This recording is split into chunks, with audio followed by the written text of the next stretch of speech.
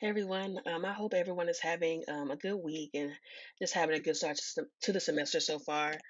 So just getting started, the question I chose to talk about for Unit 2 for the Unit 2 video essay from the Global Communications textbook is what changes in communication rights and surveillance issues do some people argue have taken place for the worse in the United States since the attacks of 9/11? So, out of the five questions that were listed in chapter four, this one really piqued my interest the most because it allowed me to do a lot of outside research, just going beyond the textbook itself. So I really like that part of it. Um, After the attacks of 9/11, communication and surveillance laws changed drastically, and I think that we're all pretty much aware of that. I'm sure we're all aware about the Patriot Act, and the book also mentions it as well. The Patriot Act was probably one of the first changes that took place post 9/11. There are a few things and components that go into the Patriot Act, and I think the most talked about and well known part is that of the act is that it allowed the government to use surveillance to investigate any terror related crimes. So the act was created to improve homeland security, but some people believe that it made it easier for the government to spy on Americans by having power to monitor their phone calls, um, text, and email communications. And it also the Patriot Act also allowed the government to track the activity of innocent people on the internet as well. So, all in all, basically, some Americans think that the Patriot Act is an abuse of power and it's an unconstitutional breach of privacy. And while I know the act was created, we all know it's created in the aftermath of 9/11, and the government created the act to keep America safe from terrorists. But I also see why some people have an issue with the act and think that it's flawed. Another issue that concerned people that took place after 9/11 was wiretapping, which I mean, this is kind of in a form, and it kind of goes back to the Patriot Act.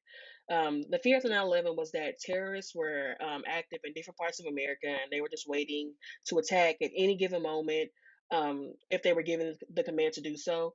So, Congress gave the FBI and the NSA the capability to tap into phone calls of Americans without a warrant or probable cause, and some people believe that it was a violation of federal statutes and the Constitution. And I can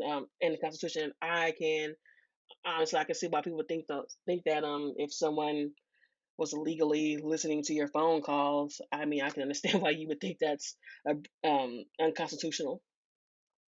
So essentially, the government was eavesdropping on conversations of Americans without warrants. Um, and in some cases, they were using data mining systems that allowed the government to analyze information about the communications of many people in the United States.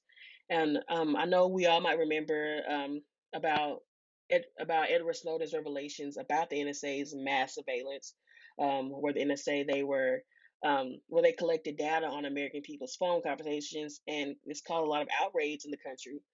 So, the NSA's programs might have gone, I think, a little bit too far in restricting civil liberties rather than protecting the country itself, and that's completely my opinion. Um, there are also some other surveillance issues that took place after 9/11. The This is that were kind of unrelated to the Patriot Act. Um, that There were other issues that took place after 9/11 that some people thought were also abuse of power, and one of them, for example, was the no-fly list. The no-fly list was created to keep track of the other people the government banned from traveling because they were labeled as a security risk. But all in all, I'm sure that we can all see and notice that throughout our country's history, the balance between security and privacy has changed over time, even before 9/11. And after 9/11, the weight between security and privacy I think, has leaned heavy towards the security side and away from personal privacy. And I think the Patriot Act is honestly one of the best examples of this. I think that the United States still has a lot to work on when it comes to the balance between security and privacy. It's something we should. I really think that's something that we should work on. I mean, like I said, I know that Patriot Act was designed to protect the American people, but I mean, honestly, I think it went a little bit too far. I think it goes a little bit too far when it comes to violating people's privacy. So, thanks for watching my video, and I hope this was helpful in regards to the Unit 2's reading. And I look forward to reading you guys' response as well as watching y'all's videos about the questions from Unit 2. So, Hope everyone has a good week.